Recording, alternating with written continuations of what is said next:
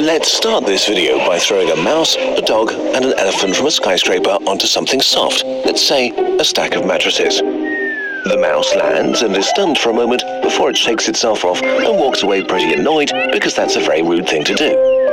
The dog breaks all of its bones and dies in an unspectacular way, and the elephant explodes into a red puddle of bones and insides and has no chance to be annoyed. Why does the mouse survive, but the elephant and dog don't? The answer is size. Size is the most underappreciated regulator of living things. Size determines everything about our biology, how we're built, how we experience the world, how we live and die. It does so because the physical laws are different for different sized animals.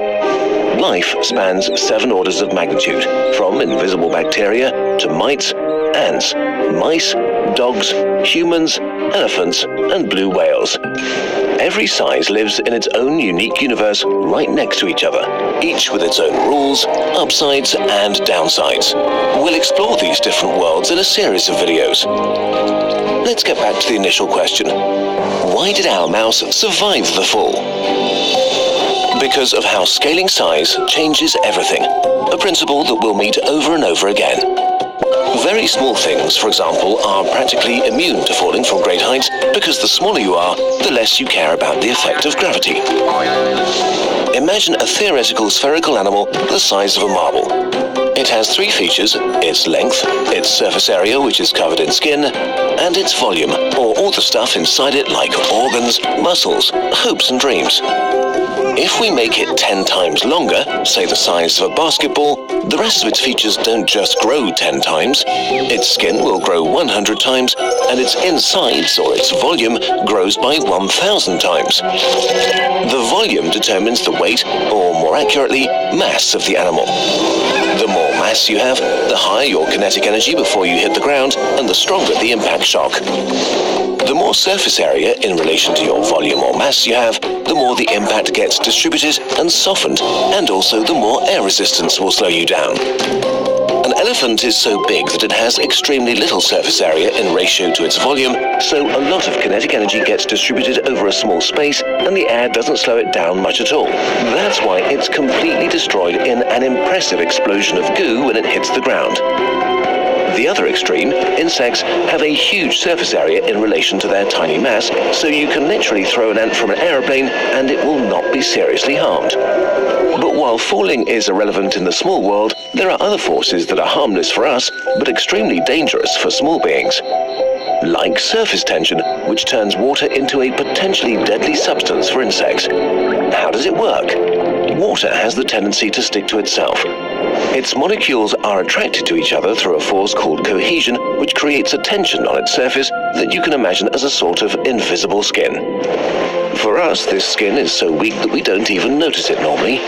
If you get wet, about 800 grams of water, or about 1% of your body weight, sticks to you.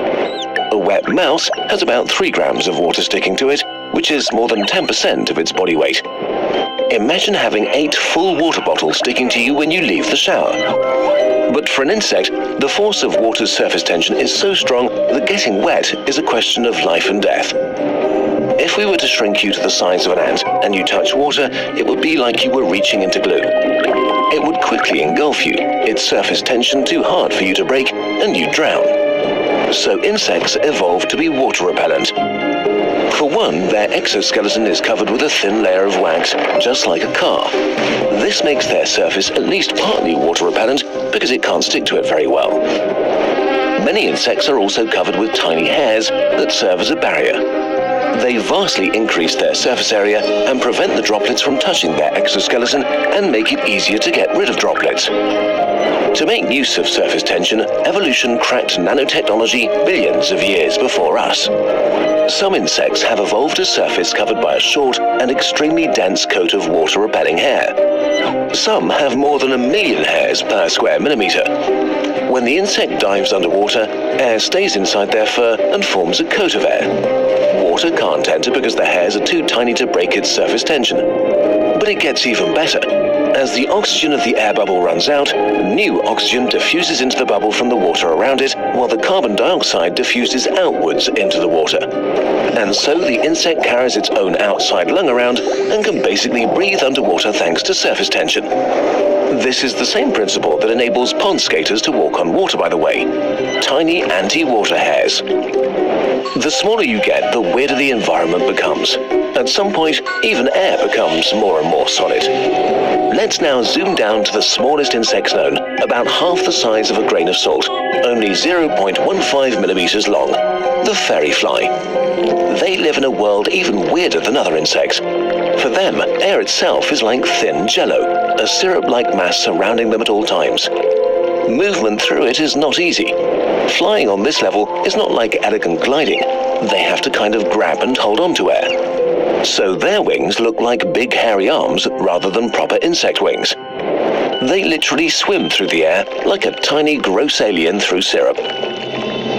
Things only become stranger from here on as we explore more universes of different sizes. The physical rules are so different for each size that evolution had to engineer around them over and over as life grew in size in the last billion years. So why are there no ants the size of horses? Why no elephants the size of amoeba? Why? We'll discuss this in the next part.